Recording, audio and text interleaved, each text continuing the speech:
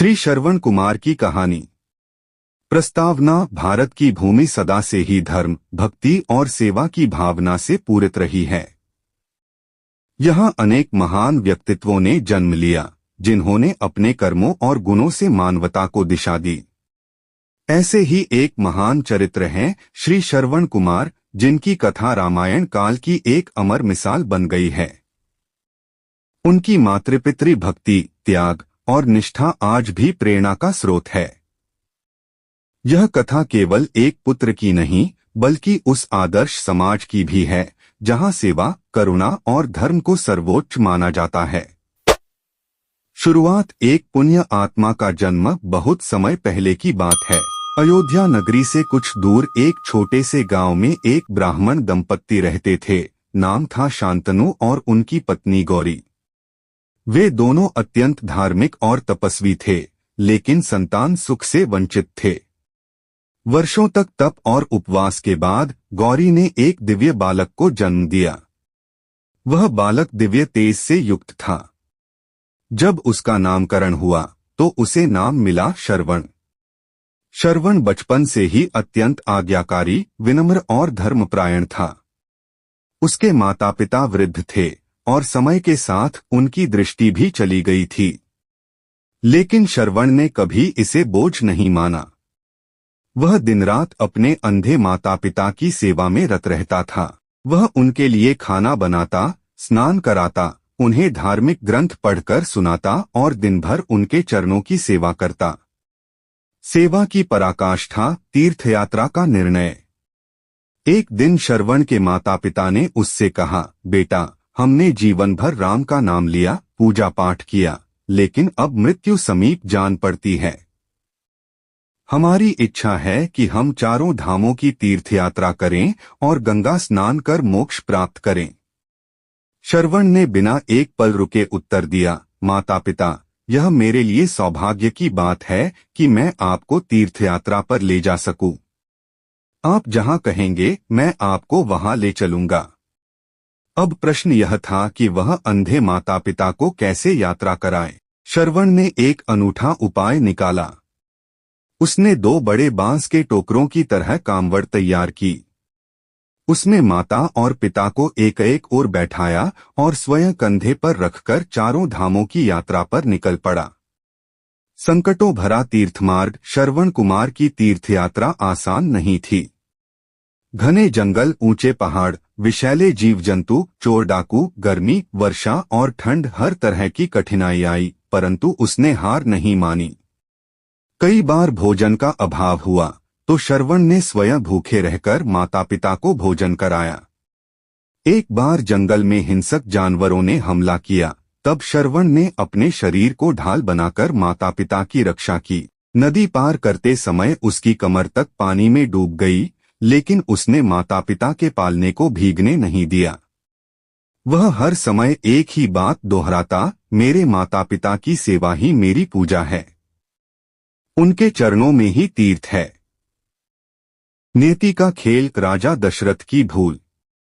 अयोध्या के राजा दशरथ उन दिनों एक कुशल और धर्मनिष्ठ शासक थे। एक दिन वे वन में शिकार पर गए। रात का समय था और वर्षा भी हो रही थी। दशरथ ने शब्दवेधी बाण चलाने की कला में निपुणता प्राप्त की थी। उन्होंने एक झरने के पास पानी भरने की आवाज सुनी और समझा कि वहां कोई जंगली जानवर है।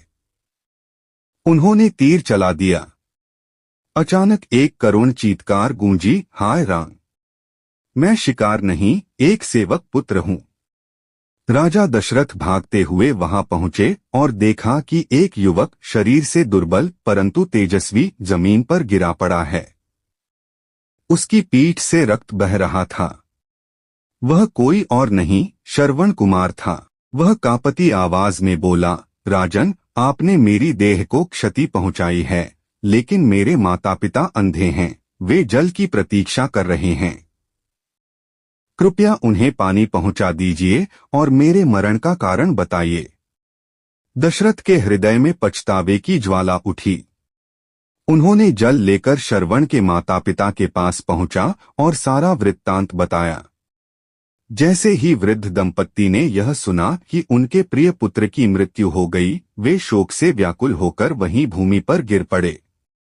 वे बोले, हे राजन, तुमने अनजाने में अधर्म किया है, परंतु हम तुम्हें क्षमा नहीं करेंगे।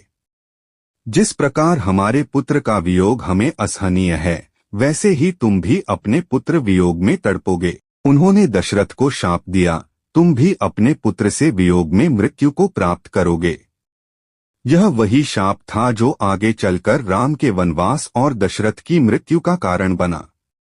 श्रवण की अमरता, यश, भक्ति और प्रेरणा।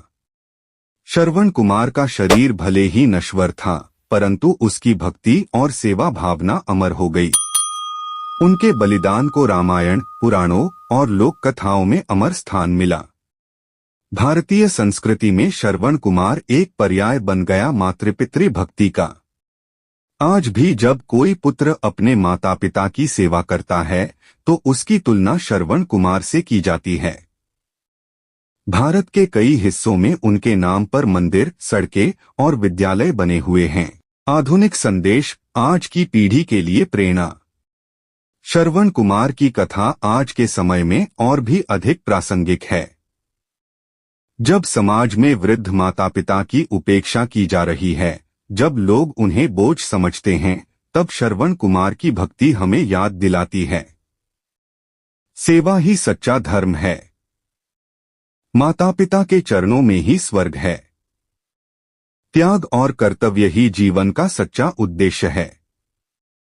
उपसंहार, श्री श्रवण कुमार की कथा केवल एक ऐतिहासिक प्रसंग नहीं, बल्कि सनातन धर्म की आत्मा है। उनका जीवन, उनका त्याग, उनकी श्रद्धा, सब कुछ एक आदर्श बन चुका है। इस कथा को पढ़कर मनुष्य समझ सकता है कि भक्ति केवल ईश्वर की नहीं होती, माता पिता की सेवा भी परम भक्ति है। उनके चरणों में ही प्रभु का वास है। श्रवण कुमार के पावन जीवन से प्रेरणा लेकर यदि आज का युवा अपने माता पिता की सेवा में जुट जाए तो यही भारत पुनः स्वर्णिम युग में प्रवेश कर सकता है।